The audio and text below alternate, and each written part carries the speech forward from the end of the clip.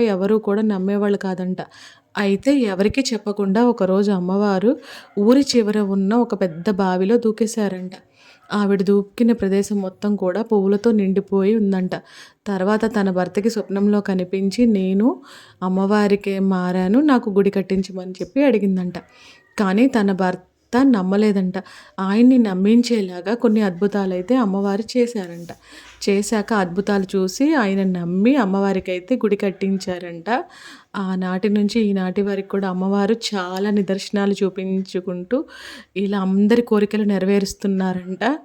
ఆ అమ్మవారిని చూసే అదృష్టం అయితే ఈరోజు మాకు కూడా అమ్మ కల్పించింది. నిజంగా చాలా హ్యాపీగా ఉంది. నాకు తెలిసిన జీవిత చరిత్రని ఇప్పుడు నా వీడియో ద్వారా నేను ఇప్పుడు అందరికీ చెప్తున్నాను. మన జంగారెడ్డిగూడెం చుట్టుపక్కల ప్రదేశాలు ఎవరున్నా సరే ఖచ్చితంగా ఒకసారి తడికెలపూడి వెళ్ళి ఈ అమ్మవారినైతే దర్శనం చేసుకోండి. చాలా మహత్యం గల తల్లండి.